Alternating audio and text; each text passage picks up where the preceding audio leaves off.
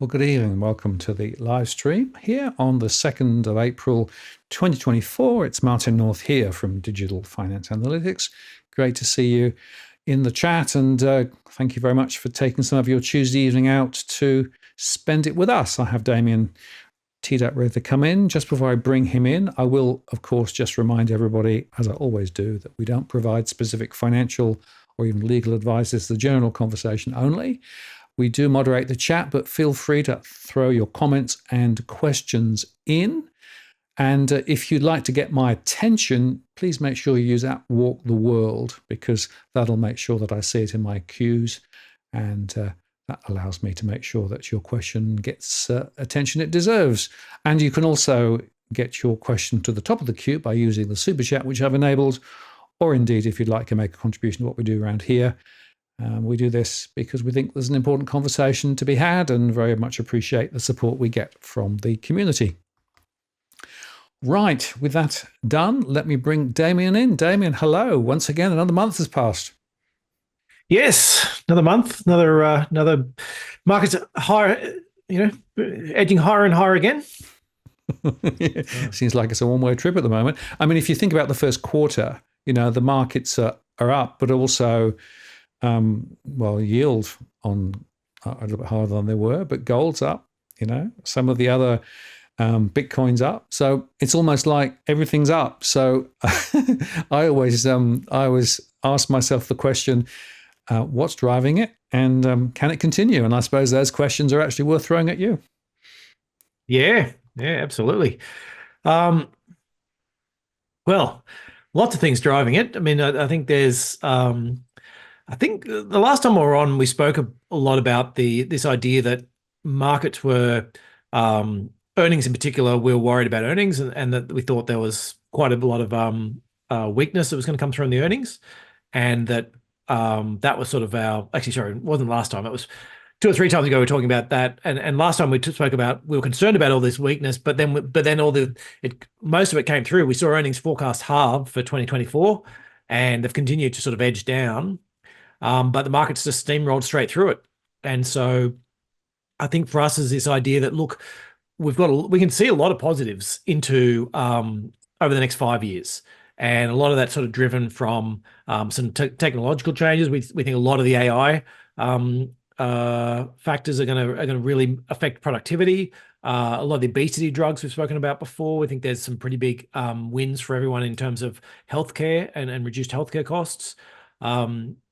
With a lot of I know we've had a lot of energy problems in recent years, but if you think of that, which we do, is that solar plus batteries are sort of an upper bound for energy prices, and they just keep falling and keep falling, and they've reached a level now which is means that you won't see your $200 or $300 coal prices for any length of time because of the amount of solar that comes on. And so that sort of means that's a big positive in terms of sort of capping energy prices.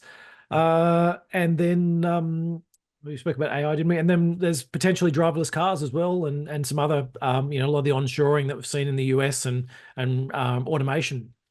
And so, your 5-year view looks pretty good.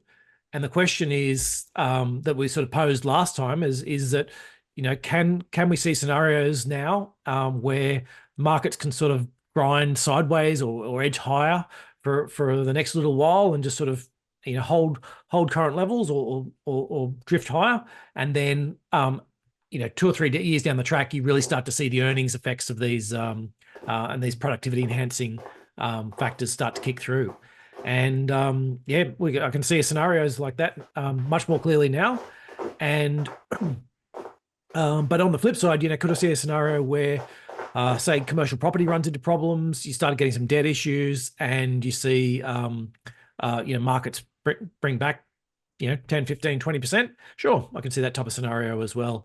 But it seems less likely and than it did 6 months ago. And the US just seems to be sort of plowing on from strength to strength. Yeah, and let's talk about the US exceptionalism, because you've got to say that relative to pretty much all the other major markets, the US is in quite a different place. Yes. Inflation over there is still a little bit stickier. Jerome Powell came out.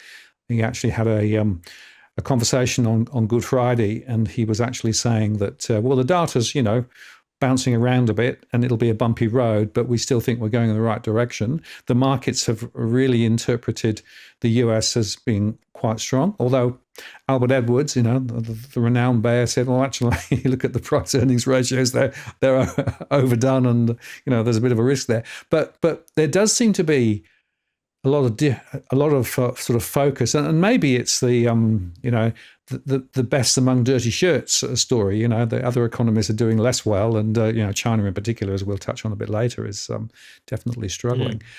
So, to what extent does the exceptionalism in the US drive your investment strategies? Are you looking to put more into the US relative to other markets, and is that what you've been doing?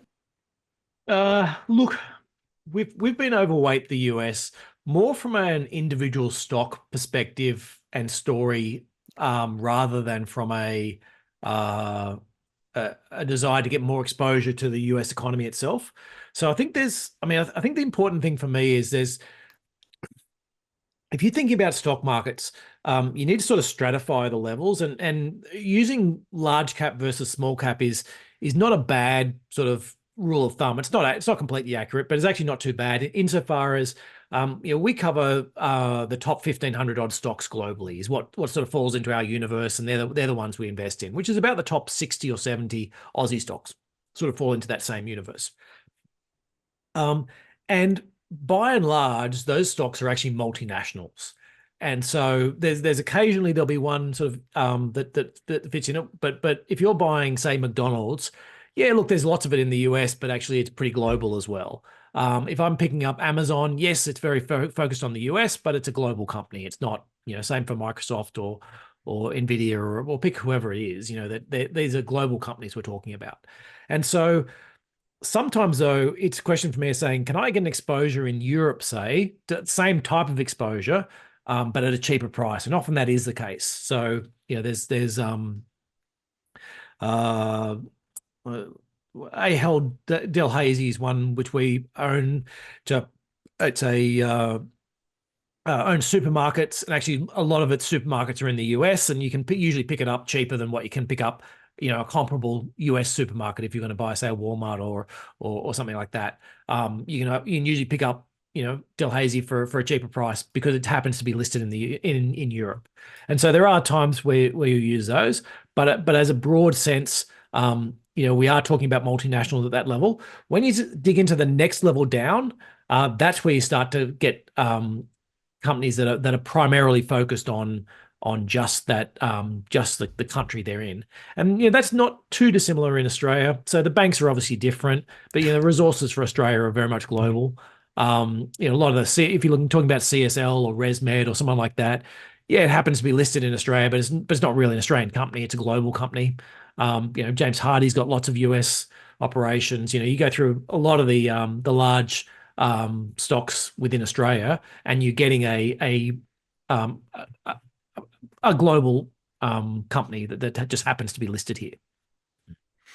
Yeah, and I think that's an important point because a lot of the companies are global in nature, wherever they're homed. And in fact, there's been quite a lot of discussion in the UK as to why is it that companies tend to list in the US rather than in the UK? Well, it's partly because of the fact that you've got more global investors also investing in the UK, in the US, and it's a deeper market.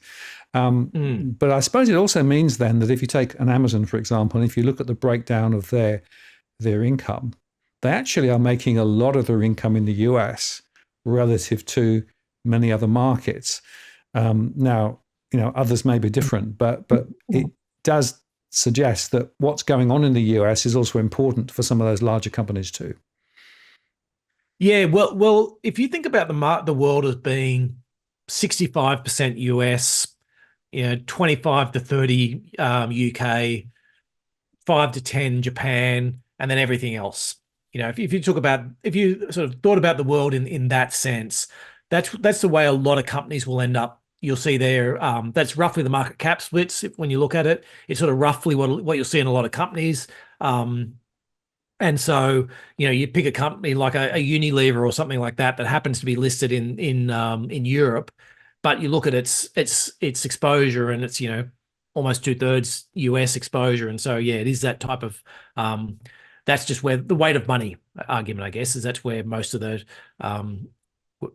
consumption is happening, and so for the global companies, that's where you get most of it. And then it's a good point what you had for Amazon is Amazon's sort of interesting, and it's got the three parts to it, and the global division just loses money year after year after year. It's never made money. Lots of sales, makes some huge sales, but yeah, never makes money. Whereas the US division goes from making small profits and small losses to suddenly making quite large profits in recent years. And so, or sorry, not in recent years, in the recent year. Yeah, so that's sort of that's been one. And then the question for the data center business is, yeah, a lot of it is US centric. They make a lot of their money from there, but also sometimes that's though that the end consumer might be sitting in Australia but running servers in the US, or running, sitting in Europe and running servers wherever. So yeah, so one more question about if about where is your true exposure and your underlying exposure. And actually, that's probably not a bad thing for as people are thinking about how investments and when you're looking at companies. Yeah, we stratify our companies into a number of different factors, and one of them is looking really about this currency issue. And the idea is that if I'm buying, say, a McDonald's, then most of their costs are going to be in the country's cost where they're generating the revenue. Now, there'll be some sort of headed back to head office, but they'll generally try and buy local ingredients, and the staffing are obviously local, and your rents are obviously local. So, say in Australia, most of your costs are all in Aussie dollars, and your revenues in Aussie dollars, so you're sort of matched. And that's very different to a mining company where you're producing all your costs are going to be in one currency, or often US dollar based. Say if you're an Australian miner with mines in Australia, you might be a lots of US exposure from fuel and stuff like that, but then the rest of my costs are all in Australian dollars, and then I'm selling in US dollars. So there's actually a mismatch between the currencies.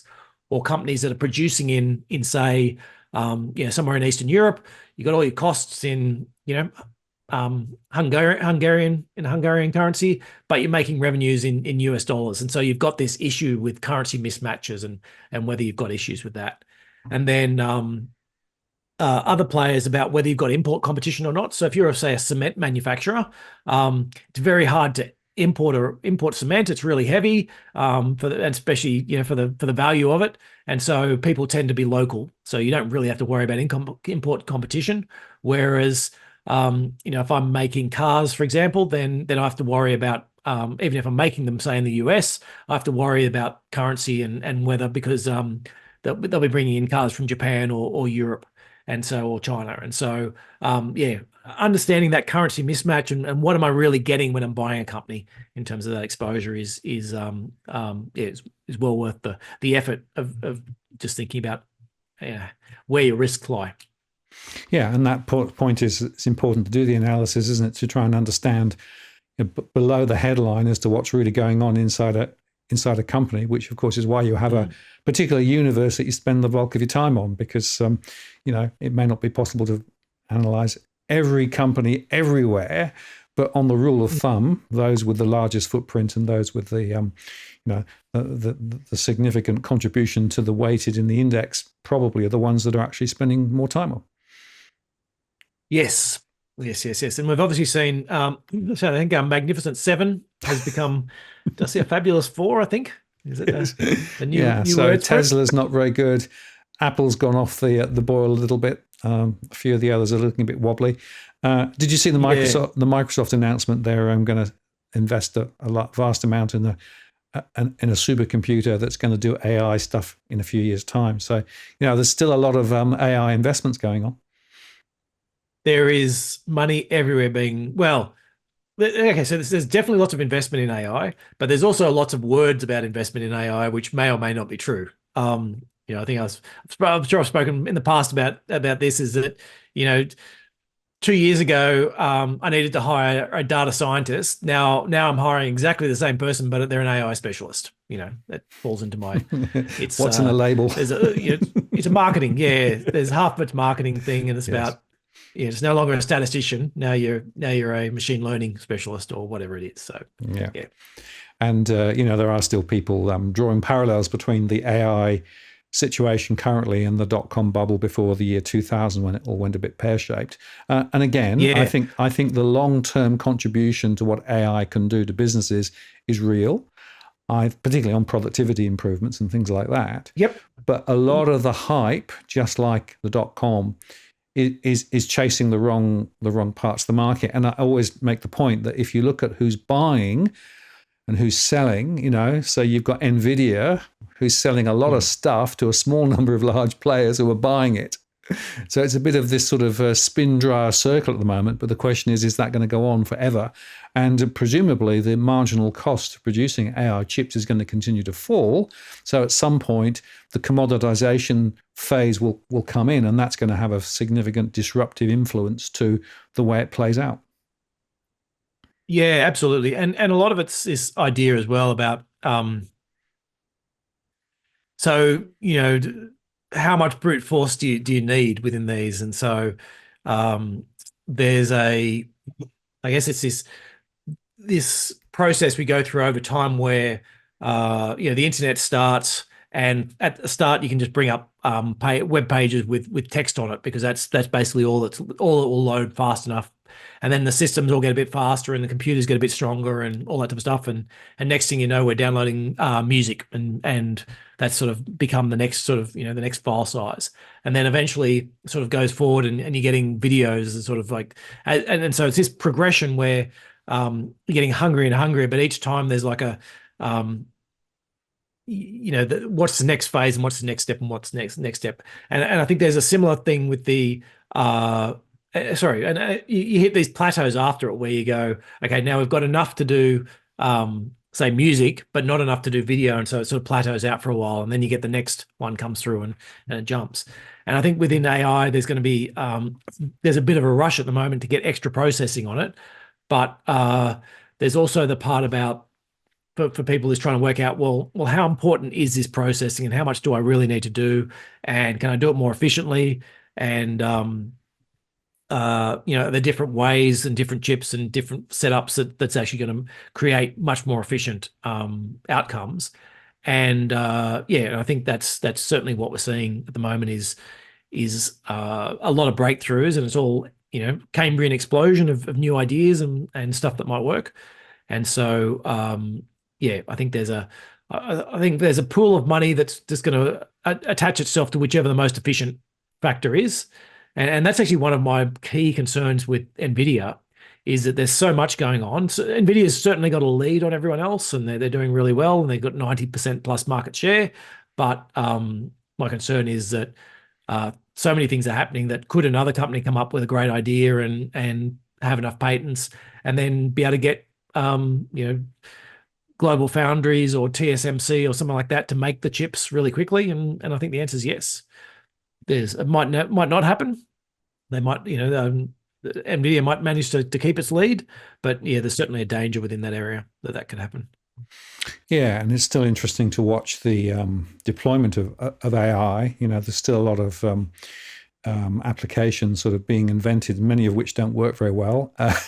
One of the ones that I use is it's called Opus Clip. So what it does, it goes through your show and pulls out the sort of the highlights and suggests that this could make a really good little short, and that's quite useful because it's actually a way of doing it without necessarily having to go through the whole show and picking out the bits. The trouble is that that's a good example of an AI app that's good 80 to 85% of the time, but I've had it a few times completely stall on a few words and just keep repeating the words, because that puts a little text up as it goes through. Yeah. And so you have to sort of say, well, it's sort of, theoretically quite a good idea, but the actual physical implementation at the moment is really not, industrial scale. And I think there's a lot of that in the AI universe at the moment. A lot of sort of, a bleeding edge and maybe some quite good ideas, but not necessarily going to stand the journey. So it will be interesting. I think there'll be a lot of failures and a lot of difficulty over the next little while. And I do note already that, there's been a sort of a little bit of a switch from, one to another, and then the next one comes back, and so people switch back again. And we still got hallucination. Hallucination is still a big deal, isn't it? Yeah. Oh, yeah. Look, there's plenty of problems with it, but I think there's, I think the best analogies I always come back to is it's like having a super helpful graduate who makes mistakes. And so, yes, they'll do all this stuff for you, but every now and again they're going to get stuff completely wrong. And so, absolutely you can use them for to do all of the grunt work and a lot of the basic work, but you can never you can't leave them to their own devices too much, because as I said, they start to disappear down rabbit holes. And so so it's interesting that we're talking to a few people in the media industry, particularly we obviously spoke to the macro business guys who do a lot of the writing and everything like that, and there's a lot of the marketing stuff in particular that's really been eaten up in terms of a lot of junior marketers graphic designers are just all of a sudden just not needed anymore. Yeah. Because the more senior ones can just throw this at it. Nope, didn't like it. Try it again. Yeah, that's the one I want. And so and so that's, I think there's definitely some dangers there. It's interesting in the content provision that I think there's and they're finding that there's still, and I don't know if this is because I write some original stuff. Not some, I like to think a lot of original stuff, and so everyone likes to think that they'll still be useful themselves. But I think there is some parts where what they're finding is that the marketing parts, which are sort of the I don't know, more the chaff, the stuff about, let me write 20 different articles about something in order to get some search engine search engine optimization and attract some clicks. That type of stuff is really dying, with a lot of the just getting spammed with too much information. But the original content, there's still lots of value to it, and that still gets replicated out through a lot of the factors. So yeah, I think it's, I mean, but we're only like a year and a bit into this as well, really, from the, it's early, isn't it? Yeah, the big models. And so you can certainly see for lawyers, for marketing people, there's just like there's a lot of productivity gains that you'll see. And then the next step, is working out where the other phases are in terms of you said all these hallucinations and everything, but having the tools for having more people to have access to the machine learning type tools does open up, I think, some things, say in things like self-driving cars and bits and pieces like that, where no, you're never going to let one of these systems go and do that. But you can use, if you've got more people who can program and teach these things to do things, then you can use it to work out smaller problems for you and to solve other problems that will feed that, use that to feed the information into to more robust systems that you're using. And I think that's that's sort of this Cambrian explosion idea that it's going to take a few years, just like the internet did. That we had all the is it the Gartner hype cycle? There's a hype cycle one though that basically goes, you get this initial huge rush of excitement and all the valuations shoot up to these unbelievable levels, and then you go into this disappointment stage, and then eventually you come back and actually it is really good. Yeah, exactly. Yeah. And that was the internet very much after the hump. Yeah, and you can pick a whole bunch of other ones like that are similar. I don't know, maybe you call Lithium. You'd probably say a lot of the the train lines back in the 1800s. You had this sort of booms of everyone building trains everywhere, and this massive hype cycle, and then into disillusionment. But actually, they may use that to build a pretty decent train system in most countries. And so there's that similar idea with AI. Is that there'll be too much hype. The question is, are we there yet?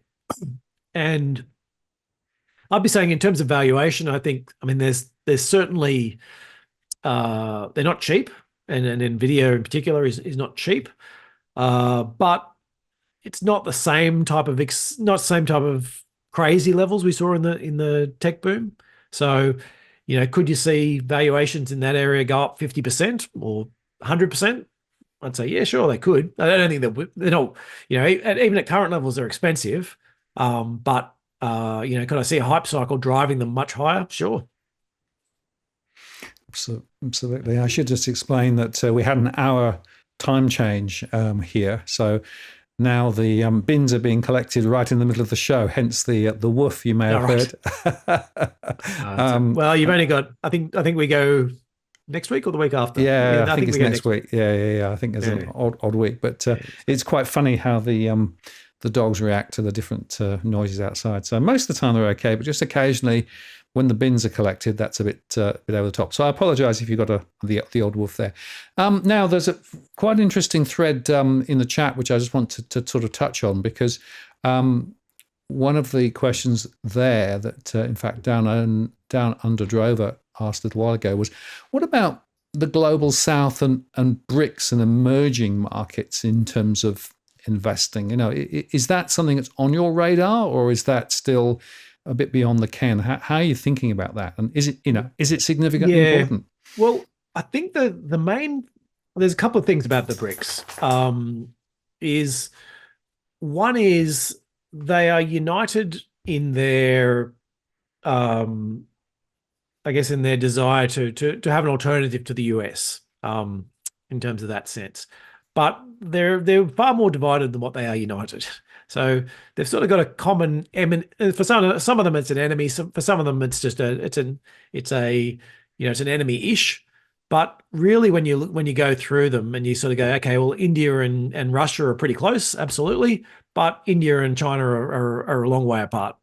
Brazil's got its depending upon who's in there in power, it's sort of positive or negative towards the US or other countries. There's a lot of China and Russia are relatively close, given and if you looked at their history over time, but they're certainly not joined in everything, and they're quite different in terms of that sense. So I guess what I'm saying is, I think it's worth considering each of them individually and what they're providing. I think China has reached the end of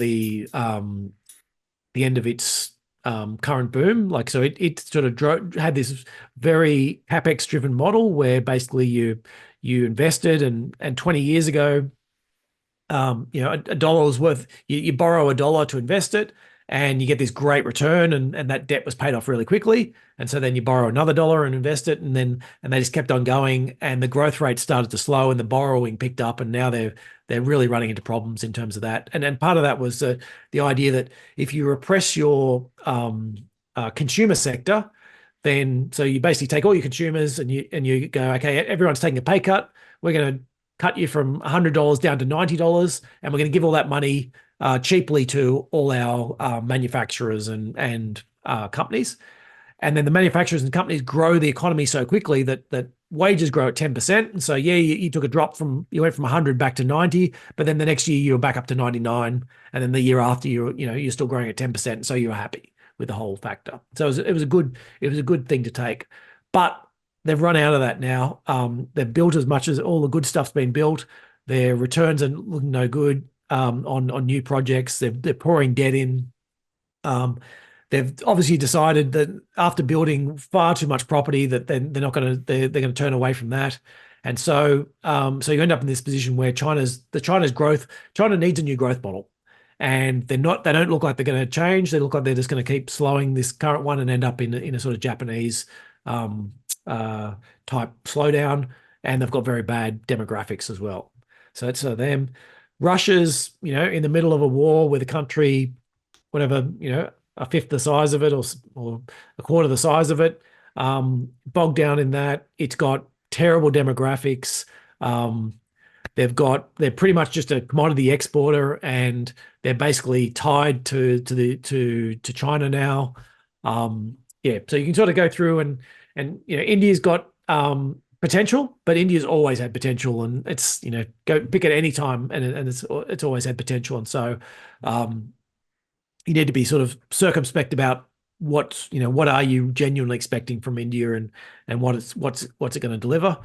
Yeah, so I sort of look at all those countries and I say, is there anything fundamentally um, so positive in them that I feel like I can't get that anywhere else, and these countries are going to drive growth?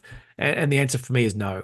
And keep in mind as well that when you're looking, say, at stock markets, these countries between them probably make up 5%, maybe. I don't even know. I don't think it'd be 10 percent of the global market, and a lot of that as well. If you is Chinese state-owned entities, so they're the biggest exposure you can get in that sort of area.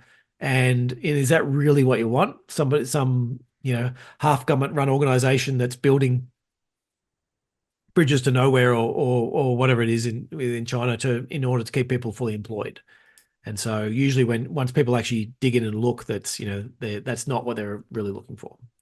So yes, the global south, I don't feel any particular urge to have to own it, and I think there's as many problems as what there are benefits in that area. So I'm quite careful about what I want to own. Yeah, and it's quite interesting because they are really quite diverse economies, aren't they? And just to sort of give you a little bit of a sense of that, let me just do this and then do this.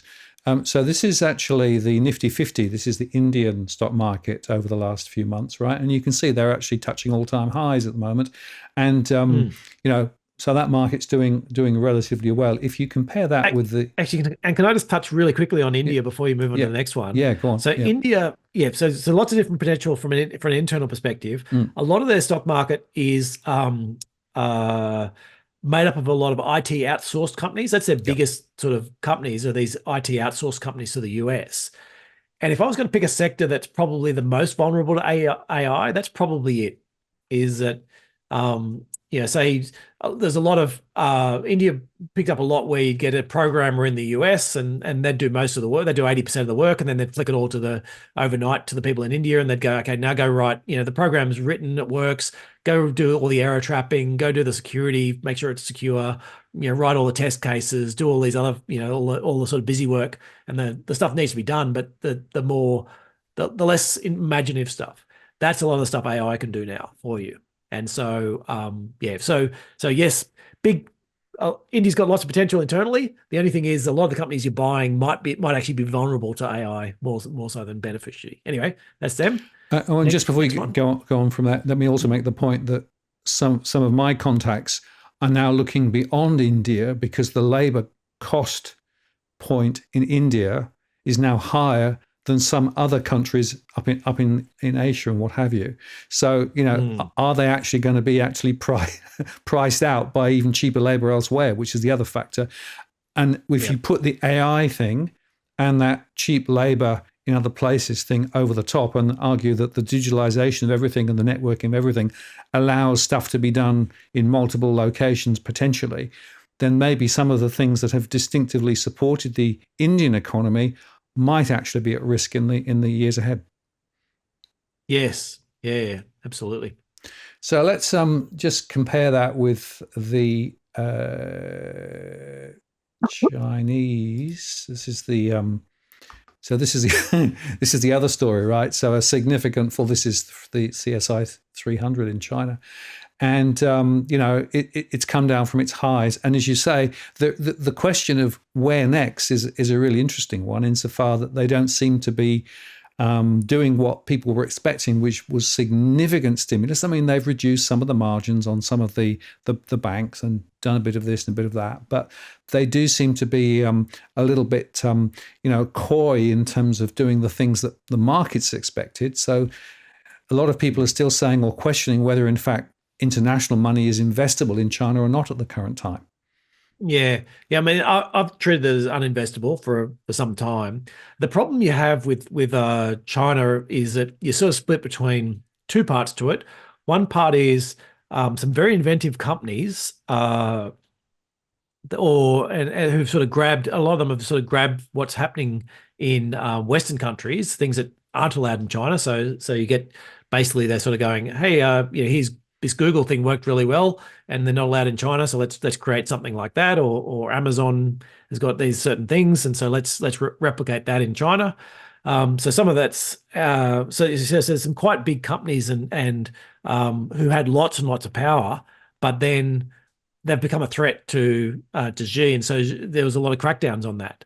And you know uh one of the, I'm trying to remember the guy's name, one of the original sort of one of the original sort of tech entrepreneurs there spoke out against Xi, or certainly made some didn't sound terribly against it, but it was certainly making noises about problems that he could see with the economy. And the next thing, the guy's disappeared and you know, shows up every now and again just to assure everyone that everything's fine. Yes, I'm just working from home for the next, you know, 7 years until my sentence is over, type thing. And so yeah, so there's this idea that, well, there's a lot of these interesting tech companies. A lot of them are very protected in that, yeah, they're great in China, but they can't expand overseas because you know, they're very China centric. And the flip side is they're not allowed to have the same freedoms. And so and every now and again they talk about opening up and giving them more freedoms back. But the question is, do you believe it? So they've said several times that we're going to stop beating up on these companies, but you know, I think they'll stop beating up on them as long as they stand in line. As long as they, you know, as soon as they step out of line, they will get beat up again. And so if you've got companies, that's the type of company that you're investing in. It's hard to see the upside in terms of profitability for those ones. Yeah, it's interesting. And then the other side, sorry, the other part was the state-owned entities. So yeah, so you've got this market that's sort of split between the two, and state-owned entities are a massive part of the Chinese market. And you took the words out of my mouth. I was just going to talk about those because, of course, some of those are actually wrapped up in the property story, right? And some of the bailouts, if you can call them that, are actually state-owned entities taking on more of the debt and more of the risk. Therefore, exactly. Here's a hospital pass for you. And part of it's and then that's your other big issue is that what you have to worry about is you're the strong company that's done really well and hasn't got much debt, and you know hasn't run into these problems. And the next thing you know, you've got a local official turning around or a federal official turning around to you say, "Hey, Martin, great job running a company. Guess what? You know, you're going to buy a whole bunch of these things from some other company that's done a terrible job and fix those for us. And here's a whole bunch of debt to go with it." And so yes, it's and that's why we've seen markets sort of falling down. It's the curse of being the curse of being competent is that there's going to give you more stuff that more of the bad stuff. So that takes us nicely into a very important question, which is the iron ore story, right? And there was this article that iron ore hits a 10-month low, threatening the ASX record run. And I would argue potentially threatening the Australian economy because, of course, the demand from China is coming off the boil and the price is dropping. How are you reading this and how do you see it playing out? And is it significant? Yeah, look, it is. It's been, I must admit, I don't understand how it got to where it got to. That's part of the issue. I guess so I'm going to put that up front, is that for me, commodities trade at what effectively in the medium to longer term, they'll trade at whatever the cost to produce them is plus a bit, you know, in terms of bringing them on. Iron ore is, you know, the long-term prices are probably more like $70, and you know, $70, all the big guys are making lots and lots of money. There's plenty of scope to have margins and open new mines and all that type of stuff like that. And so that's sort of the longer term. You know, could that long-term price be $50? Sure. Could be $50 as well. You're not going to see much expansion at all at $50, but all the existing guys are going to keep pumping out lots and lots of iron ore. So if you have a view that China is going to keep building like they've built over the last 10 years, then go out and buy iron ore. Yep, it's a great story. If you think that China's been through this unique period of 2 decades where they really tried to ramp up their property construction, and now they've built far too much, And so they're actually going to slow down quite dramatically over the next few years. Then iron ore, you'd think would go back to its sort of more normal pricing. I think there's also the yeah. So then you sort of go through. Oh, but won't could you see say Africa? Lots more building come out of Africa or a lot more building out of India, maybe. Both countries have lots of iron ore themselves.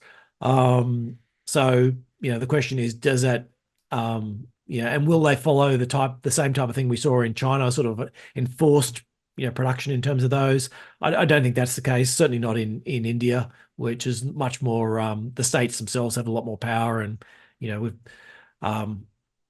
so I think for iron ore, it could be much lower. I think I don't completely understand why so it fell to $80 and then had a run up to 130 over the last probably year or 18 months. I don't completely understand why it did that in the first place. But I think there's plenty out there. The Simandou, which is the big one in Africa, that comes on in I feel like 2026 maybe starts to really ramp up. And so you really haven't got much time before you get like another major big player, another major big producer coming up as well. And Brazil's got plenty of iron ore. They sort of had this problem must be 5 or 6 years ago now, where a bunch of dams collapsed, and so they reduced the amount of production that they were doing over there. So you could certainly see some ramp up continue to happen within Brazil. So I'm not a fan at all about it with iron ore. I do think could be a big source of weakness for the Australian market. Yeah. Probably I think it was worth jumping as well before. I don't know if you've got any other iron ore questions, but sort of there's some other interesting ones. Lithium, Well, copper. let's touch on those things. Just finishing off the iron ore story. The other factor, of course, is the recycling story, right? Which I actually think is a really big deal. I'm not just thinking of the Baltimore Bridge, but of course that's a great example of a significant amount of recycled steel that's going to be available. Yes. But the point is that I believe that China is trying to do quite a lot of that, and that's another factor. Well, they don't recycle much at all in terms of recycling. Yeah. So their recycling levels are really low. Yeah. The most recycling you get for iron ore is really from buildings. That's where most of the iron ore goes, and you get the best recycling comes from skyscrapers and buildings, cars to a lesser extent, but and so part of the issue in China is they only really started their building in earnest, 20 odd years ago, maybe 30 years ago. So as time goes, and a lot of the early ones weren't particularly good quality though, so they are looking to start knocking some of those down. They over the next 20 years are going to increase the amount of recycling by, they're probably going to double from where they are today in terms of the amount of recycling that they do, because they're just going to have a lot more. It's far cheaper to use recycled than what it is to use the fresh iron ore. And the other interesting one, again, I don't really understand why. I'm sort of guessing is that they've actually the electric arc furnaces, so there's two different ways you can get it. You can run your iron ore is you can run it through the electric arc furnaces, or you can run it through the mental blank through the normal ones that sort of do the fresh iron ore, bring in the fresh iron ore and make. And so for some reason, the electric arc furnaces, their share is down dramatically over the last 18 months. And I think some of that was due to electricity costs. So I think when we had that original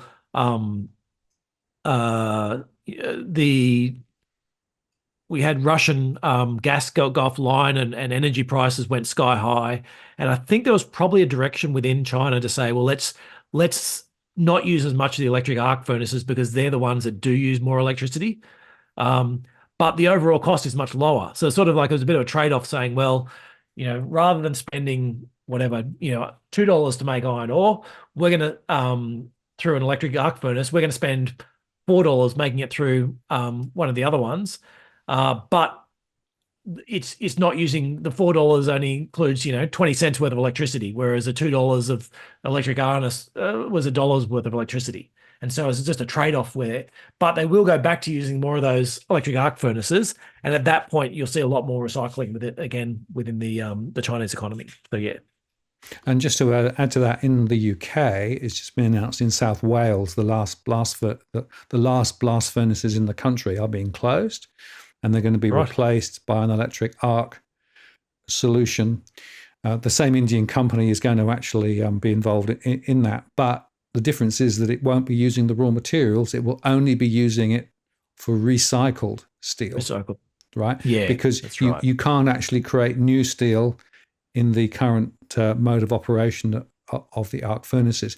And again, the big question which came up was, yes, but what about the cost of energy? Because the input costs, the electricity costs, are pretty huge. So they need to think about now where you're going to get your input, electricity input. And of course, in the UK, the ability to generate it from sun is probably less, although they do have a lot of wind. And so they're trying to tie it into a whole wind project and maybe a tide project to try and actually generate power that's a low enough price point to be able to make the arc produced recycled steel attractive. So that's what they're trying to do, but it's not a straightforward project. And I think that highlights the dilemma.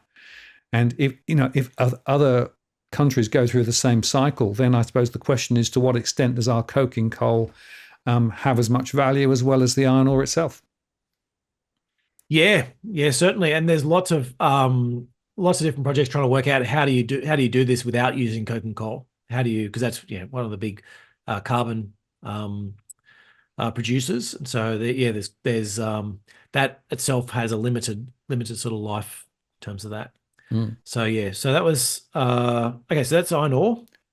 Yeah. So let's go across and talk about some of the others, because not all commodities are moving the same way, right? I mean, lithium is, well, a different story. Interesting story, maybe. I don't know. What do you think? Yeah. Lithium's a fascinating story. Lithium. So, pick your measure. I mean, I sort of talk about US dollars per kilo, and so it's sort of back in sort of 2017, 2018, it had this mega boom where prices went from sort of $10 a kilo, $10,000 a ton, up to sort of almost 30. And this was this massive, lithium's here and it's arrived and everything's great. And then promptly crashed back down to under 10. And keeping in mind, at the same time, the amount of lithium that was being produced was just doubling and tripling. And then we've been over the last couple of years where it ran up to, almost $100,000 a ton. And then crashed back down to sort of $15, and then recently it's been on a bit of a tear again. And so I guess the main thing I want to highlight, though, is this is classic resource investing, is that if you get too hung up on the price, you'd look at this thing and say, hey, this lithium thing, it's, everyone loves it, then everyone hates it, and everyone loves it, and everyone hates it. But if you look at the actual volumes and seeing what's happening, is the volumes are really booming. So we're just every year it's adding 20%, 30% to the amount of volume that's actually being produced. But the thing is, the demand's growing at that speed as well. And so what's happening is, if the demand grows at 35%, but supply only grows at 30%, then all of a sudden the price booms because people want more of this stuff and it's not available. And then the flip side happens, that demand only grows at 30%, but supply grows at 35%. And next thing, it crashes because there's all this extra lithium around that nobody's can put in. And so I think you need to really take that long-term look at something like lithium. And for me, there's two different types of producers. One is a brine type of producer that can produce it typically around about $5,000 to $7,000 a ton. And then you've got your hard rock guys, which is most of the Australian ones. It's sort of more like 3,000 to 5,000. And there's plenty of lithium out there. Like at lithium prices, I think of probably around about $200 it costs. So, or 200,000 depending on tons and kilograms. You could actually get it from seawater and make a profit. So there's lots out there. There's a sort of limit about the price, about how much you're prepared to pay. And so when I see lithium prices back down and $10 to $15,000, I'm like, yeah, looks good.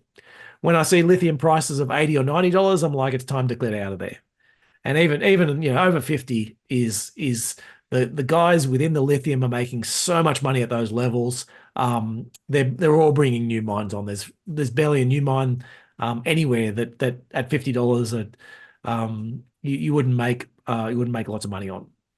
So yeah, so really this idea that it's a growing industry, it's booming, and you just got to keep watching it and going. Don't get too excited when you see prices of $100. Don't suddenly think it's going to $500 because if it does, it's a very short period of time. It's really about how much is available and how cheaply can they produce it. And the answer is for lithium is at $10,000 to $15,000, they can produce bucket loads of it. Far too much. You're just not going to get much. It's not that. really in the rare earth category in the classic. No, right? not Because at all. Lithium is not rare. It is, it's everywhere. As I said, at $200, you could profitably make it from seawater. So yeah. So there's lithium. Yeah. And the other thing I want to say with lithium is Australia's the biggest producer of lithium. So we haven't got actually the most resources, but we're the biggest producer of it. It's a drop in the bucket relative to iron ore. If the iron ore price falls $10, that makes far more difference to the Australian economy than the lithium price doubling. So it's great. We're a huge producer relative to everyone else, but it's just not that big in the whole sense of the Australian economy. So dare we touch gold as we start talking about different metals? Because of course, gold can I do the other easier ones first? Oh, go on then. Let's do uranium. Uranium's the other interesting one. So because that sort of rocketed up to $100 recently. Uranium is fascinating in that it's a it's got geopolitical stuff all over it. So the question with a lot of it is, there's this whole idea, we've obviously got a liberal government liberal opposition that's quite keen on it.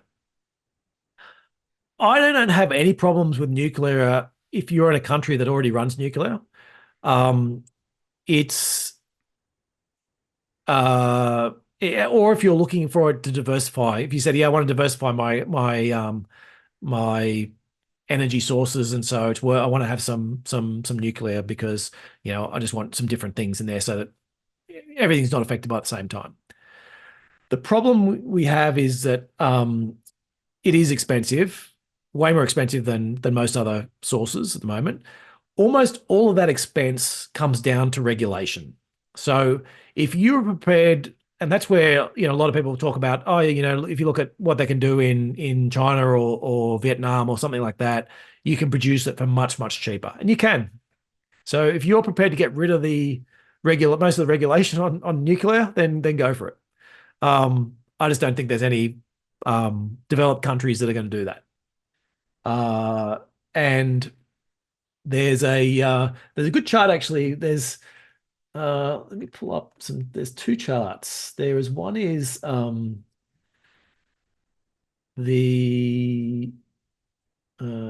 let me pull this up for you. Death. Yeah, so can I share screens? Slideshow. So I've got this chart up showing the death rates per unit of electricity production. And you can see that nuclear is this tiny, tiny little bit on the end. Let me just get that on your screen. I just realized that we weren't showing it. Hang on. Sorry about that. Go on. That's all right. So you've got this chart up that's death rates per unit of electricity production. And you look and you go, brown coal kills lots of people, and so does normal coal, and oil kills lots of people. And eventually you get down to the end, and nuclear, wind, and solar basically kill nobody. So even if you take into account all the problems they've had. And so, I get that, a purely dispassionate look at it about it. The counter to that one is I've got a similar chart which is showing the cases for and against its safety for road safety. Travel safety. And motorcycles kill per billion passenger miles, 200 odd people, and planes kill zero point 0.7.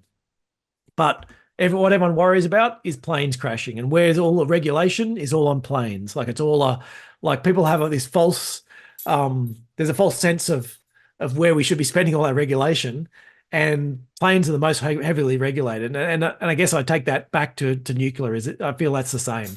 It might be irrational that people worry about planes more than they worry about motorcycle crashes, but they do.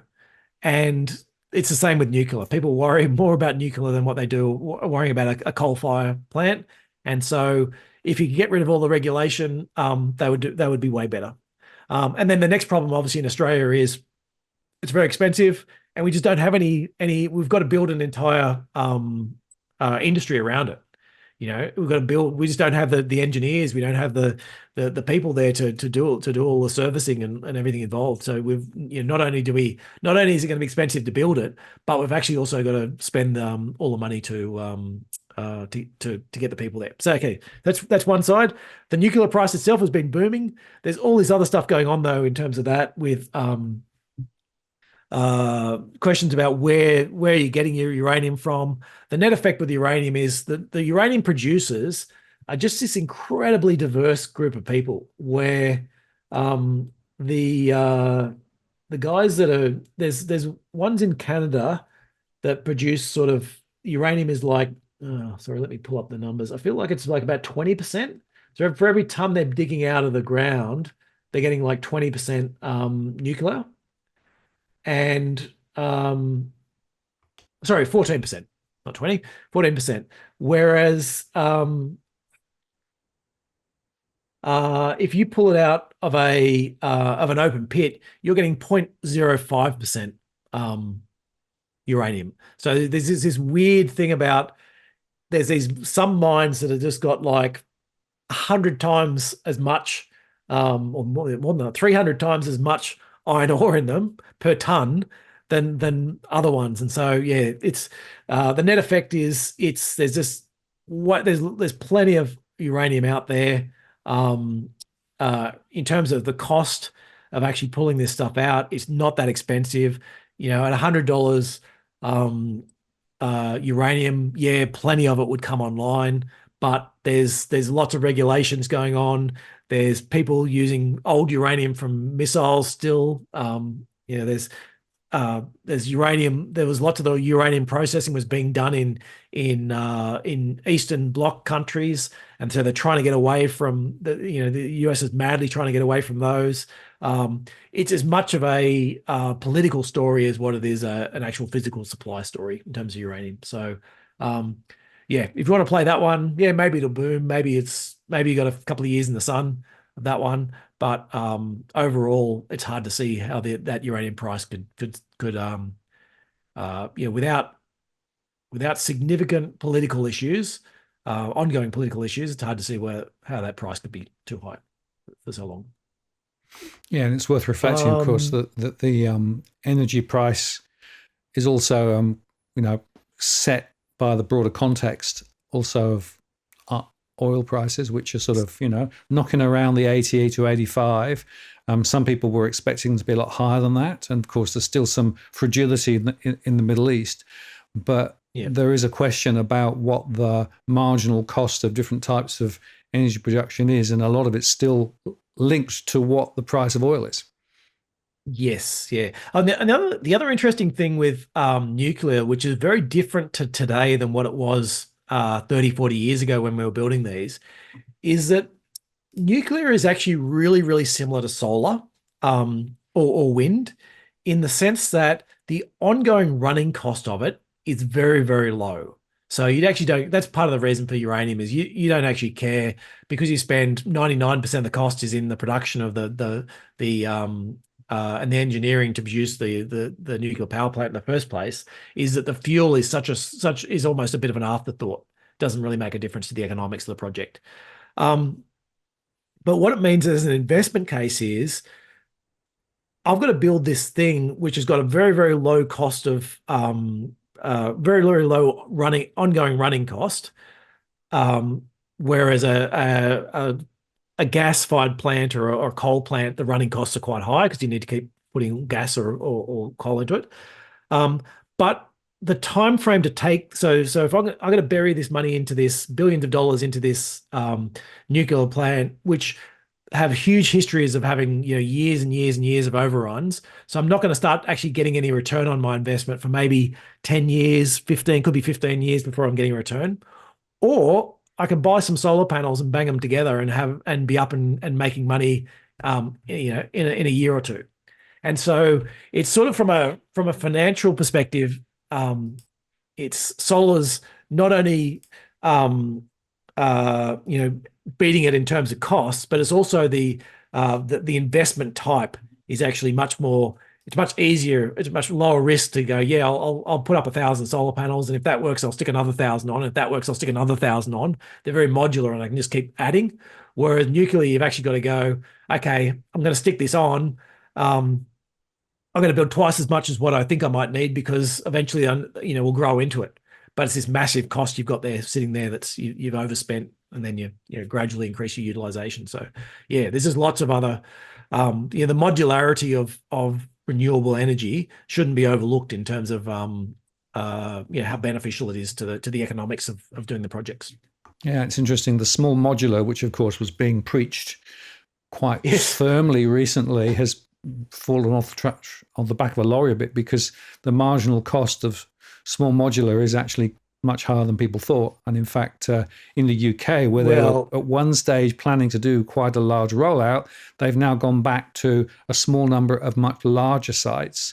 But of course, the lead times for those larger sites is a lot longer. And in fact, the one that's currently being built in the UK is taking a lot longer and it's costing a lot more than they expected. So the whole economic question about what the real cost of nuclear is before you start talking about the disposable and everything else later also suggests that maybe this isn't quite such a smart move as some people were thinking. Yeah, there's certainly a few wags out there who talk about small modular reactors being neither small nor modular. Exactly. And so NuScale, which was the leading company in that space. So in 2016, they was talking about price per megawatt hours of $55. By 2021, that had increased to $58. In 2023, they came out with $129. And in late 2000, that was at the start of 2023, and then late 2023, they cancelled the whole thing. So yeah, it hasn't been it hasn't been a great experience for that. So yes. No, exactly. So as I said, I've got no problems overall with nuclear as a diversification. I've got no problems if you already have an industry, but yeah, I really can't make it add up. Certainly for Australia. And then the other one was copper then. So copper's been on a bit of a tear recently. Yes. It is worth noting a couple of things with copper is that one of it's looked upon very much as being this green metal. So I've got a chart up I'll just show you, which is the demand for copper under different scenarios. And so in 2020, so this is for electric cars and all the extra copper in transmission lines and all that type of stuff like that. And so they've done a few different scenarios. They're sort of going, okay, we've got 300,000 tons at the moment that's being used. That could be 500 by 2030 under one scenario, and then 800 by 2040 under a different scenario. And then this more aggressive one, the STS scenarios, is like, okay, 2020 takes you then to almost 1 million tons of copper. And you're like, wow, that looks really good. The demand for copper is going to be up by like 10 times or whatever, if you're 5 times over that time period. The issue is we already produce like 30 million tons of copper a year, 31 million tons of copper a year. Like even under this scenario, you're basically saying, look, you're not even producing another 1 million tons. So you're producing another 600,000 or 700,000 tons. And so you're talking about over a 20-year period. So you're basically saying, if I could grow my copper supply at like 1% per annum, then I've met these targets. and this was, some of the more super aggressive ones. And so it's this issue about that copper. Yes, its use in electricity is going to grow dramatically, and in the use in green, whether it be solar panels or electric vehicles and all these things, type of stuff like this, it's going to grow heaps.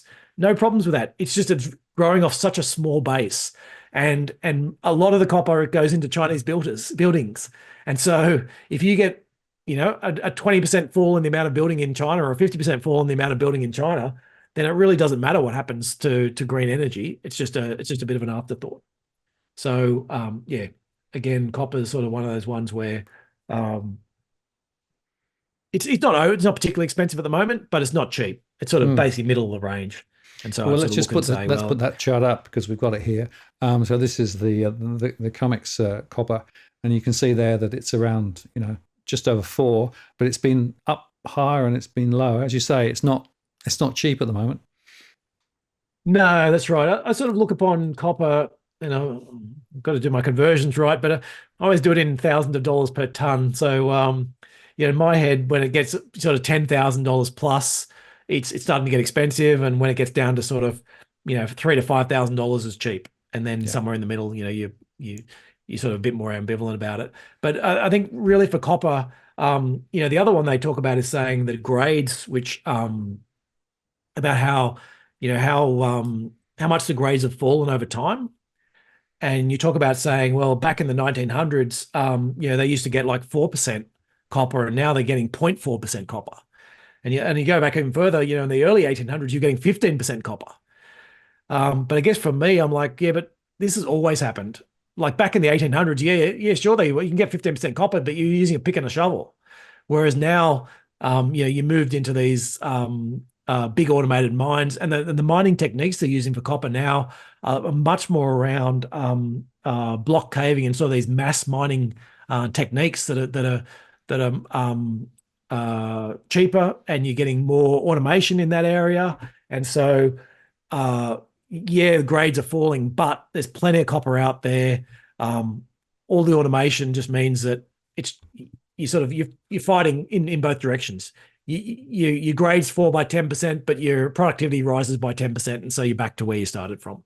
And so, so for me, copper is it's middle of the range. If it rose another 20%, I'd be saying definitely get out of it. If it fell another 20 or 30%, I'd be saying, okay, now I'm starting to get interested. So, it's just that the copper price itself will bounce around, and I'm talking about companies, about buying the companies. It's about saying, gets below their longer term costs. That's what we're interested. All right. Now gold. Yeah, let's talk about. I mean, I'm not sure we want to really, but we probably should. Let's just put this. Let's just put the slide up. So there's gold, right? So touching on this is gold futures, touching on all-time highs and higher than it's been for a long, long time. And I guess trying to figure out what's driving it is interesting, Damien, because we know a few things. We know that some central banks have been buying gold. We know that supply-demand disequilibrium is always a question. There's some being produced and there's some being, bought, et cetera, et cetera.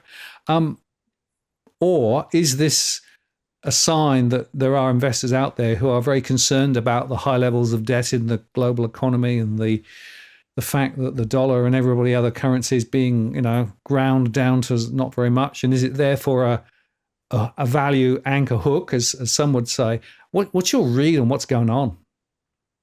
Yeah. So now the thing I won't do with gold is talked about cost of production and all that type of stuff and fundamentals, what supply and demand, because it's not really relevant. The supply and demand for gold for genuine industrial purposes, let's say, is so small relative to it. Basically, we want to buy this and stick it back under the ground somewhere. So we want to buy it, dig it up, turn it into gold, and stick it back under the ground. Or maybe there's a little bit of it gets done as jewelry, but even the jewelry demand, a reasonable amount of that, say in India, for example, is effectively as a savings mechanism anyway, as opposed to just the jewelry demand. So really, what are we worried about when we're talking about gold? Is we're really worried about the two biggest changes: what are central banks doing, and what are investors doing? a third element I'd put on top of that is there is a sort of currency play insofar as gold is sort of like an un-US dollar, I suppose. So whatever the US dollar is doing, gold's often doing the opposite. If you thought of gold as being a currency in its own right, but the central banking part is very interesting, especially at the moment, given how the US put all the sanctions on Russia, and particularly in terms of seizing a lot of the foreign reserves. So there's definitely an overall bid for countries that are that have, I guess, some form of concerns over the US and worried that they might do something that'll upset the US and they could see their reserves. So there's definitely a demand from that perspective in terms of gold. There is, and now we're talking central banks, and that's maybe a similar type of demand within that.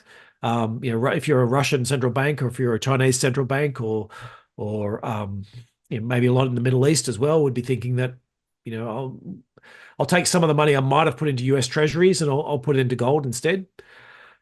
So you've got positive demand there. And then the last one, though, the big one, is really investors. Now, this was the one where, it's a circular reference in terms of you're basically saying, can I beat other investors? Are other investors going to like the story? And so therefore I want to buy before they do. And then the flip side is, they can change their mind and get out. And I need to be selling before they do as well. So, really those two last groups, though, they're the ones where all the demand comes from. And it's as much of a trading idea. It's called the greater fool investment. I just need to find somebody else who was prepared to pay a higher price than me. And so, that's where your argument, is a story turning towards gold, in which case you should be buying it, or is there a bad story emerging, and so therefore I should be selling the gold. But yeah. And I was saying to you before as we came on air as well, saying about how there's a couple of people I follow for gold, just as in terms of their research, and what I'd say I find most interesting is most of them became I'll call it circumspect. 10% ago, they're looking at prices, going, yeah, these prices are pretty high. I love gold, but it probably deserves a pullback first, and then I'll buy some more, and then it's going to go. They've all got these great long-term views, and it's shot through all their short-term targets. So I'd be saying gold is certainly it's had a lot of short-term momentum. Yeah, that's so you've got to be slightly worried once you've seen that short-term momentum. It can all reverse, but the big issue is making sure you're getting in before other people do. Yeah, and just on the trading, of course, the underlying is a small proportion of the total contracts out there because of the way that the derivatives markets all work off the back of it, and a lot of the trading is done in the derivative markets, not in the underlying. Yes, yeah, that's right. And I guess in terms of production, like if you're worried about production, one of the real benefits of gold in terms of it being doing what it does, I suppose, one of the real benefits in not having to worry about as much gold coming on, is that gold is traditionally mined in quite small quantities, and there's a lot of small high grade mines that are relatively profitable. You don't have these big mass mining techniques. Like take lithium as a great example. Is some of the mines that have come on recently, they're doing like 5 or 10% of world production, like in one mine. Comes on. So this new mine comes on doing 5% of world production. That makes a big difference to the price. If just one mine alone can bring this wave of new production on it. You just don't have that in gold, in that gold mining is much more niche, and you just don't have the same techniques where suddenly, a new mine opens and this flood of gold comes onto the market just to see it. It's geologically, it's just not the way we find gold. I suppose you could also argue that gold is also a bit of a put on stupid government policies around the world. Well, yes, and it doesn't even have to be a very good put on that, because that there's lots of stupidity. It's spot on, exactly right. And now the stupidity is never ending, but yeah. So Theo made an interesting comment. I don't know whether you want to discuss this, but he said blockchain is driving gold prices higher. It's anti-inflationary if you hold it, and of course, the blockchain is Bitcoin is it's quite strong, down a bit at the moment, but that's the other one which has gone a long way up from where it was. And again, people are in some cases arguing based on fundamentals. Others are arguing more based on trading and what have you. So always difficult to know what's going on with these. Yeah, I feel like if you use the words fundamentals and Bitcoin, I don't know whether there's I don't know. A small part of me dies every time I hear people use that. Yeah. Well, I do find the irony, and I might have said this to you before, I probably have, is the irony that the last real shoot up in the price of Bitcoin came because people can now buy it and don't actually have to use Bitcoin to buy a Bitcoin. I no longer need to buy my own Bitcoin. I can buy it as an ETF on the US market. And so therefore it's way more, how much more valuable is it now that I don't have to get my own wallet and all that type of stuff? It's all about supply and demand, it's huge demand because you can now buy it more easily. But the question is, what are you buying? That's always the question in my mind. What are you actually buying? But I guess that's where I'm getting is the whole point of Bitcoin is an alternative to the traditional financial system. Yes. But now that it's in the traditional financial system, now it's worth way more than, I don't know. Anyway. Yes. Well, I had a chat with a crypto fanatic, I'd say, who and I argued that actually a lot of the original philosophy around Bitcoin has got diluted because it's been very much intruded into the mainstream financials with ETFs and all those sorts of things, and the big players are now in there. So you can't argue that it's so distinct and different now because it's playing by the same rules. Yeah, and there's a great this isn't my own one, but there's a, I'm trying to remember who said it first, but there's the argument is that what Bitcoin really is a great story. Yeah. And so there's a different story depending upon who you want to listen to, and the story has morphed over time. Yes. First it was a transactional thing, then it was an asset that was uncorrelated to other assets, and it was a thing for purchasing, and it was a way to avoid fees, and as you go through all these different things that it's been promised to be, and it's just now it's a store of value and things like that. And I guess the thing is, when whatever the latest, when Bitcoin gets proven not to be a store of value, that there's a reasonable chance it'll come up with another story about what's going to be so good. So I think for me, maybe it'll always be here now. It's got enough of a base; it'll always be there. But it's absolutely the greater for one, same as gold. Insofar as picking up that, the whole idea of Nucleus wealth is to have that core, rock solid investment at the heart of your investing strategy. Clearly, you wouldn't put Bitcoin into that core, from what you're saying. No, people can buy their own Bitcoin. Yeah. And what about gold? Would you put gold in the core, or would you actually put, because you rolled Bitcoin and gold into the same sentence just now? Yeah, that's right. Gold, I will own some gold stocks at particular times. I don't think of gold as being an asset that I have to own. So there's ones within the portfolio where you think about a diversified portfolio, and it's like saying, well, I want some defensive assets in there that I think if things come, if we go into tough times, then they'll hold up well. I want some growth assets in there. I want some higher quality assets. Maybe there's a bit of consumer discretionary, some consumer staples. There's all these different sectors where it's like basically saying, okay, I want within my portfolio enough of those that I can handle different elements of it. At sometimes gold will be a small part. I think it might be 1 or 2% of our probably 1 or 2% overall of our portfolio at the moment. But we're lightening up as the gold price has been rising, and there's I've got no problems at all owning no gold in my portfolio as well. So it's a hedge, I guess, in terms of the way I look at it. And given I'm buying gold miners, for me it's about saying, well, I'm buying gold miners. I'm actually looking at what are they producing, what are their cash flows. There's something behind that, which is a little bit different to buying a gold itself. And so that's more about I can hang my hat a little bit more on some of the fundamentals, but I don't have any, say, direct gold holdings within the portfolio. We do offer those as tilts, so so that idea, as you said, we've got the core assets there and the high quality liquid assets that sort of we hold within the middle of it. And then around that, we've got a bunch of things you can put in your own tilts if you like. So for gold, I think you can get gold hedged back to Aussie dollars. You can get physical gold, or you can get just a bunch of gold stocks. Most of the stuff we've spoken about, we've got a uranium. There's a group of uranium stocks you can buy. There's a nuclear power one where you can buy both uranium stocks and nuclear power producers.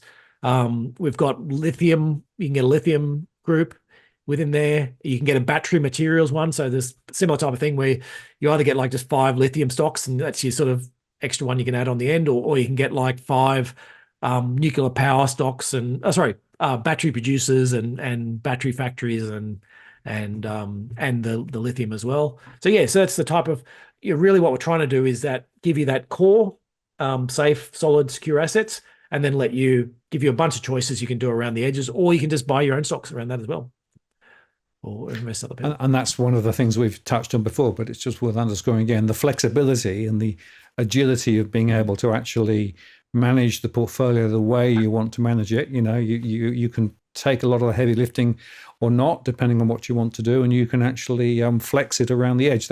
And of course, it's pretty transparent. I mean, those are some of the reasons why I think it's a pretty important and you own all the stocks individually yourself. Yeah. That's part of the idea, is that, and you can see it. So for example, let's say you wanted the copper. You'd say you went, yeah, look, I love copper at the moment. I think whatever's happening, I think the price is going to go 20% higher. And so I want a bunch of copper stocks. You go, I've got my core portfolio, 80-90% of it, and I'm going to buy 5% of copper stocks, and we'll give you the top 5 globally. And you just bang that on as your and then in a few months' time, when copper's had its run and you decide you don't want it anymore, you can go, okay, I'm flipping out of copper, and now I want a cybersecurity, or I want more AI, or pick whatever your theme is, and you can roll 5% out of that and into another theme. Absolutely. And just as we come to the end of the conversation, I just wanted to touch on bonds, because that's the other interesting observation, right? If you follow what's been happening, I'll just show this one because it happens to be on the screen at the moment. This is the 2-year Treasury in Australia. The bonds have actually come back a little bit, but they're still quite higher. And it does take us to an interesting discussion, just briefly, about what the neutral rate actually is. And it seems to me that there are people now saying, well, maybe the neutral rate is higher than what people thought it was previously. And that might mean that bonds will actually stay somewhat higher than has been the expectation, which was that they'd actually come back. And of course, Jerome Powell, again last Friday, did actually say he wasn't sure that we'd ever see rates as low as they were through that last period post, in and around COVID and what have you. So the bond story is quite interesting, isn't it? It is. I think the thing I'd note, I'm going to talk Australia first, because I think that the interesting thing for Australia is, if you buy the theory that we have, which is China, and I guess probably more than the theory at the moment, is being playing out at the moment, is that China has reached the end of its growth path, and that they're into a decline, and certainly not going to rely on property growth anymore. So that sort of iron ore phase goes away. So that's sort of going to reduce Australia's terms of trade, and be problematic in terms of that perspective. If you then look back at Australia and say, okay, have we got a wage growth problem? And really, we don't. The wages have been doing nothing over time. So what we've been doing is pouring lots of people into this economy, enough to keep wages from growing. But so many people that are coming in that we've got significant inflation in a lot of different areas, and housing in particular. So it's sort of, in a way, it's self-inflicted inflation, and it's the worst type of inflation, in that we're inflating our house prices, but we're not inflating wages. We're keeping wages down on the other side. So it's great for some businesses. Now, we've run this play for basically since we ran it a little bit in the Howard years, but it really came in the Rudd years, where we really started to ramp that up. And so we've had, call it 15 years of solid, throw as many people we joke about it being called quantitative peopling. We just keep pouring as many people in as we can. Wages go down. The actual lived experience for people isn't very good, but the economy grows and governments can turn around and talk about what a great job they're doing because, the economy just grew by 2%. And by the way, we brought 2% more people in, but, we'll ignore that, the fact that we've done nothing on a per capita basis. Now, how long can that model keep going for? My take is that given China's pretty definitely come off at the boil, is we've got some problems in terms of that model, and there's a limited life to it. Now they will push it as far as they can, but if in the next 5 years the Australian we eventually get a populist view that actually maybe we shouldn't be trying to. Maybe we should actually be building stuff first and then bringing people rather than pouring people in and then worrying about what happens later. Then Australia's going to go through a very different decade over the next decade than what we've seen over the last couple of decades. And there's going to be very different companies that are going to benefit from that. And so in that scenario, if you get the people, if you push it to a problem where you create a problem, you need these high interest rates because you've got this self-induced inflation, and then you start causing problems, and then the solution comes to maybe we shouldn't pour so many people in. I could see interest rates much lower in terms of you actually get this real dearth of demand, and you need to plummet interest rates to replace your old business model. So the question is, how much longer can we keep going with the current business model of just throwing more people at the problem? And I'd like to think it's not very long, but I don't know. And well, so it's interesting. The my government, concern the is government, sorry, the we're government going to see announcement. higher interest rates for a little while, and then we won't. Yeah. So the government announcement about dialing back students, the latest numbers suggest the students still came and are coming, right? So not in the short term. In the medium term, it could well be that the migration tap is turned down, or perhaps Australia becomes a little less attractive to want to come to, which is the other thing that some people's, there are other places around the world that are actually, Canada is probably the number one winner. Well, and the levels they've been talking about 250,000 people is more than we've ever brought in before, except for the last couple of years where we've let it rip. 600,000 plus. It might sound like it's basically they're going, well, I just turned the thermostat up to 50 degrees, and now I'm about to bring it back to 35. What are you complaining about? 35's way better than 50 degrees, and you're like, yeah, but at 35's hot. Can I have it back down at 20? Yeah. But that point you made is a really, really important one, right?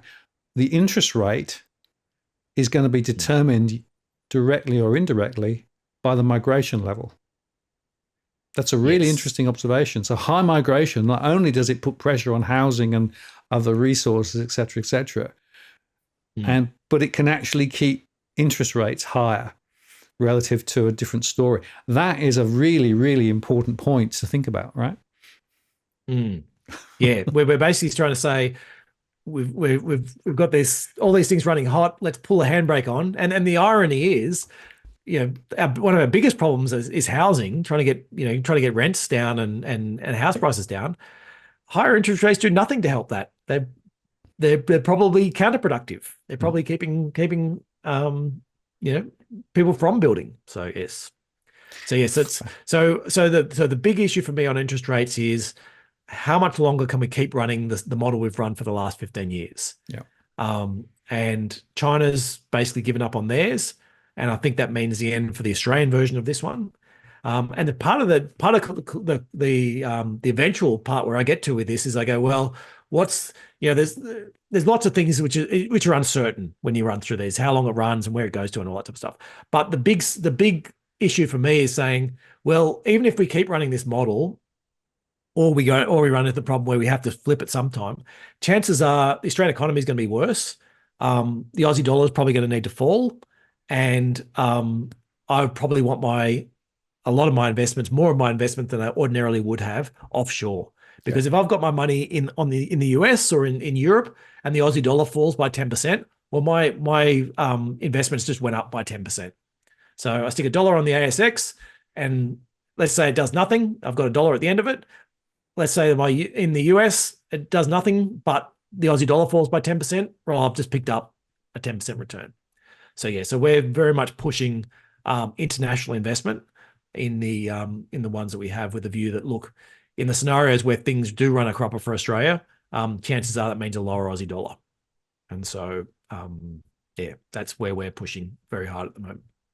Yeah, and I think the logic is absolutely sound in terms of saying the Aussie dollar is likely to go lower rather than higher, and therefore the advantage into the US and other currencies which are stronger. And I have a theory that the US currency will probably be even stronger around the election and post the election.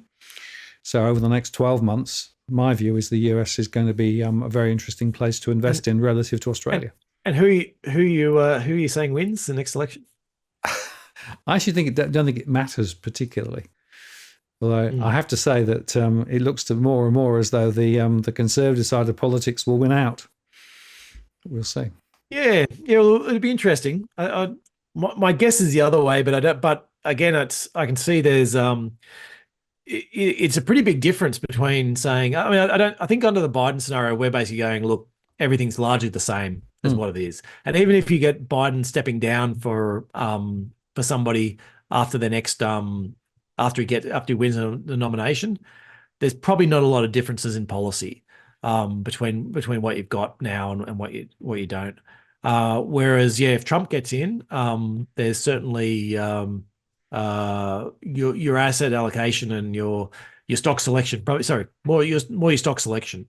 Needs a pretty good look at, because there's more tax cuts coming for companies. There's less regulation for certain industries, and it's not always that good, actually. What's ironic is so we were a big holder of Vestas Wind Energy, which is like makes all the big wind turbines. So we held that through a lot. We managed to buy it cheaply during the Trump administration, and you made bucket loads of money. It probably doubled or more during the Trump administration. And then Biden got in, and theoretically you'd think that would be a great thing for the wind turbine manufacturers, but it was terrible. That was we cleared out, and it promptly fell quite dramatically, and the profitability has been terrible. So I guess the message is it's not always, you need to look quite carefully at where are the unintended consequences, and what are the actual flow-ons from some of these. So for example, Trump will be very friendly towards oil and gas. That doesn't necessarily mean that'll be great for the oil and gas price. Maybe that just means more production, and that keeps the oil price down. So there's lots of different unintended consequences which just sort of pop out. But I still come back to my theory of the better of all the dirty shirts is probably still in the US from an investing perspective over the next little while at least. Yep. No, I'm certainly that's certainly the case, and I think as well there's that the sectors that are most interesting to us at least, most of them are in the US as well. So you go through those. Well, the obesity drugs are split. Some's Europe and some's US, but it's a bit the same there. You look at the AI themes, most of it's all through the US. A lot of the onshoring and robotics and things like that. There's a couple of European companies we've got that we quite like, but most of it's in the US again. So so as you pick through each of those, you sort of often end up in the US. Yeah, and again, one of the reasons why the Nucleus Wealth platform is so interesting is it allows you to do that if you want to point some of the investments into the international scene as well as into the local scene. Flexibility, agility, all the things we talk about every time. Damien, I want to say thank you very much. That was a very, very interesting exploration of the current situation and what may happen, as always. And I'll look forward to doing it again in about a month's time, as we'll see how this next quarter plays out. So thank you very much indeed. Yeah, well, really we should have some. We should have some results then into the first quarter. I didn't talk about the earnings of the first quarter, but they've. So I think last month when I spoke to you, they're probably looking about flat in terms of earnings. So whereas now what we're looking at is down about 3%, which is sort of. This is on a global basis. Now, positive 3% is coming from that Magnificent Seven, and then all the other companies are down 6%. Yep. So very much a two-tier market.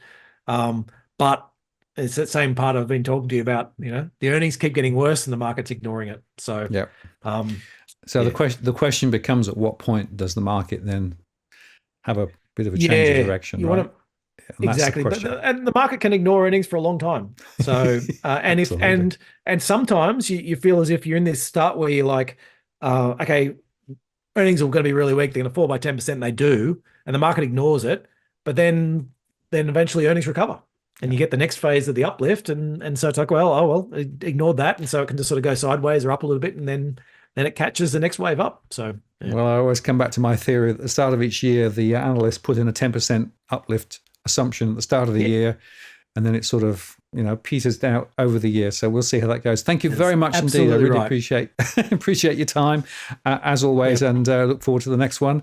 I'm going to take you offline and I'll just close the show. So thank you very much. See you later. See ya.